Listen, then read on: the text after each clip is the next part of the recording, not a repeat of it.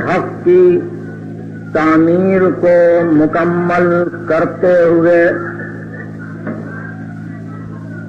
اللہ کے خلیل بندے ابراہیم نے یہ دعا کی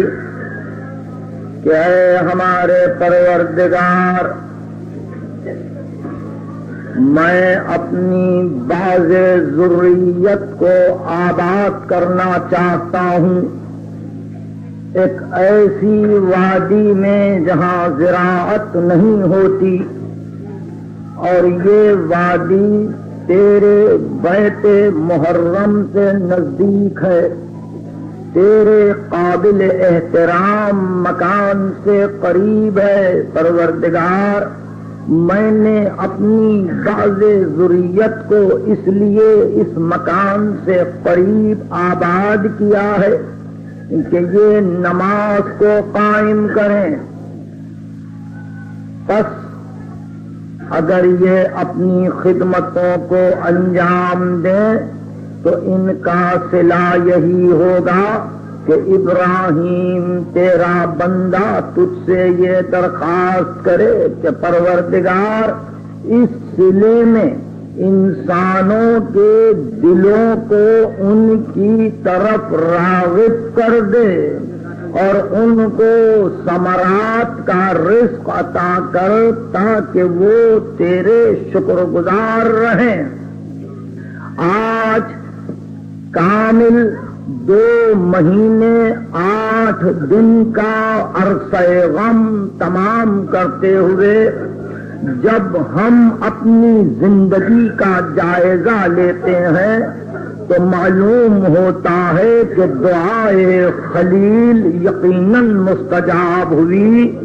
اور اسی اجابت دعا کا یہ نتیجہ ہے کہ آج تک حوادث روزگار اور دہر کی گردشوں اور آثار کی کروٹوں کے باوجود انسانوں کے دل اسی طرف راغب ہیں، اسی طرف متوجہ ہیں، اسی ذریت ابراہیم کا خیال دل میں، دماغ میں، فکر میں، شعور میں، تعقل میں موجود ہے، اور آج بھی ہم ایک کیفیت جذب اپنے دلوں میں پاتے ہیں۔ یہی ذریت ابراہیم ہے جس نے قیام صلاۃ کے لیے اپنی زندگیوں کو وقف کر دیا، اور ان میں سے ہر ایک کی زیارت پہنچتے ہوئے ہم یہ کہتے ہیں اشہد انک قد اقمت الصلاۃ، میں گواہی دیتا ہوں کہ تو نے نماز کو قائم کیا ہے۔ قیام صلاۃ اسی وقت ممکن ہے جبکہ توحید نکھر جائے، قیام صلاۃ اسی وقت ممکن ہے جبکہ عدل الہی کا تصور مکمل ہو جائے،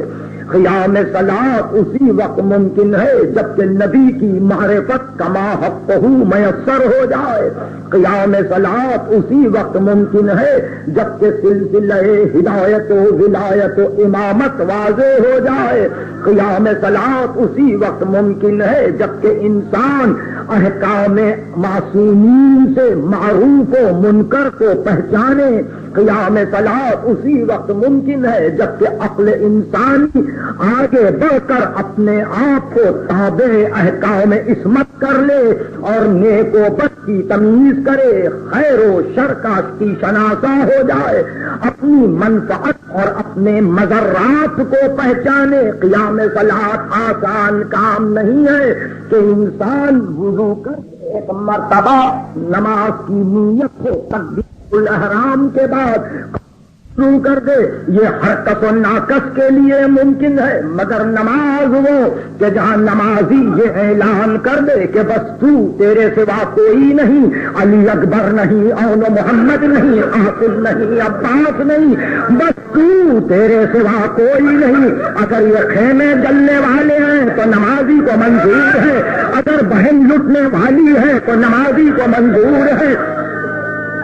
اشہد انک قد اقمت الصلاۃ، میں گواہی دیتا ہوں کہ تو نے نماز کو قائم کیا۔ قیام صلاۃ آسان نہیں ہے، مسجد کا بنا لینا آسان ہے، مسجد کی تعمیر کو مکمل کر لینا آسان ہے، نمازیوں کو ایک صف میں لا کر کھڑا کر دینا آسان ہے، مگر جس کو حقیقت صلاۃ و حقیقت دعا و حقیقت بندگی کہتے ہیں وہ مشکل بھی ہے اور مشکل تر بھی ہے کہ جہاں کہنے والا یہ کہہ کے آگے بڑھے کہ وجہت وجہی للذی فطر السماوات والارض، میری توجہات کا مرکز وہی ایک ہے جو فاطر سماوات و ارض ہے، میری توجہ کسی طرف بٹی ہوئی نہیں ہے، میری توجہ نہ گھر والوں سے وابستہ ہے نہ اولاد سے وابستہ ہے، میری توجہ نہ دنیا کے امور سے وابستہ ہے۔ جب تیرے سامنے اس توجہ کے ساتھ کھڑا ہوں تو مجھے تیر روک نہیں سکتے، مجھے نیزے مانع نہیں ہو سکتے، میرے لیے خنجر راستے میں حائل ہو نہیں سکتا۔ یہ ہے نماز کے قائم کرنے والے جو یہ بتلا دے کہ اگر کربلا میں نماز قائم ہو سکتی ہے تیروں کی بارش میں تو سر من رہا کہ قید خانے میں اسی نماز کا قیام ہو سکتا ہے، جبکہ بادشاہ وقت مخالف ہو اور ہر غذا میں زہر دیا جا رہا ہو اور مسلسل امام روزے پر روزہ رکھ رہے ہو، شام کو پانی سے افطار ہو رہا ہو، لیکن یہی کوشش کہ نماز قائم ہو جائے۔ دنیا جان لے کہ ہر جد و جہد جہاد ہے، وہ جد و جہد جو رہے حق میں ہو۔ اگر جہاد حسینی کی صورت ہے کربلا تو جہاد حسن ابن علی عسکری کی صورت ہے وہ جد و جہد جو مسلسل 6 برس خرماللہ میں جاری رہی، تمام فرق کے علماء سے مناظرے، تمام روات کی تصدیق و تنظیم، تمام صحاح کی کتابوں پر غور و فکر، اور اس کے بعد جتنی کتابیں امیر المومنین سے لے کر امام محمد تقی جواد تک لکھی گئی تھی ان کا مسلسل مطالعہ اور سب کو دیکھ کر یہ احکام کا نافذ کر دینا کہ ہم اس کو پسند کرتے ہیں اس کو ناپسند کرتے ہیں، دیکھو شریعت مکمل ہو گئی، دیکھو ہم نے دین کی تکمیل کر دی، دیکھو غیبت صغریٰ کا زمانہ شروع ہو رہا ہے، دیکھو بارواں اس کو تم دیکھ نہ سکو گے، وہ غیبت کے پردے میں رہے گا، جو کچھ پوچھنا ہو مجھ سے پوچھ لو، جو سمجھنا ہو مجھ سے سمجھ لو۔ یہ عجیب منزل ہے، ایسا معلوم ہو رہا تھا کہ ختمی مرتبہ جیسے دنیا سے جاتے ہوئے اپنی بے چینیوں کا اظہار کر رہے تھے کہ سنو اب بھی وقت ہے مجھ سے پوچھو۔ امیر المومنین 21ویں رمضان کی رات کو جب غشی سے افاقہ پاتے ہیں فرماتے سلونی سلونی، علی سے پوچھ لو، ایسا نہ ہو کہ علی تم میں سے چلے جائے۔ ہر امام کی یہی کوشش یہی ہے کہ کہیں ایسا نہ ہو کہ کسی کے دل میں کوئی اشتباہ رہ جائے کہ کاش ہم پوچھ لیتے۔ امام حسن عسکری کی یہ ساری کوششیں بتلاتی ہیں کہ یہی وہ جد و جہد ہے جو بدل کربلا ہے، جو نذیر کربلا ہے، جو مسیل کربلا ہے، مال اول نال آخر نا، جو ہمارے اول کے لیے ثابت ہے وہی ہمارے آخر کے لیے ثابت ہے، کوئی کمی و بیشی نہیں ہوتی، فقط اتنا ہی ہے کہ کربلا کو ایک مثالی نمونہ بنا کر پیش کیا گیا تاکہ تم مانوس رہو، عادی رہو ذکر مصائب سے، ورنہ ہر امام کا اختتام کربلا، ہر امام کا انجام کربلا، ہر امام کی زندگی کا خاتمہ کربلا۔ یہی وہ منزل ہے کہ 2 مہینے 8 دن ماتم کرتے ہوئے ہم نے اس بات کا ثبوت دے دیا کہ دعائے ابراہیم مستجاب ہوئی، ہمارے دل اب بھی اس سے مانوس ہے، اور اے فرزند رسول بظاہر یہ 2 مہینے 8 دن ختم ہوئے، لیکن آپ ہی نے کہا تھا کہ مومن کی تعریف یہ ہے کہ اگر اس کے سامنے حسین کا نام لیا جائے تو اس کی آنکھوں سے آنسو جاری ہو جائے۔ اس لیے فرزند رسول یہ بظاہر 2 مہینے 8 دن تو ختم ہو جائیں گے،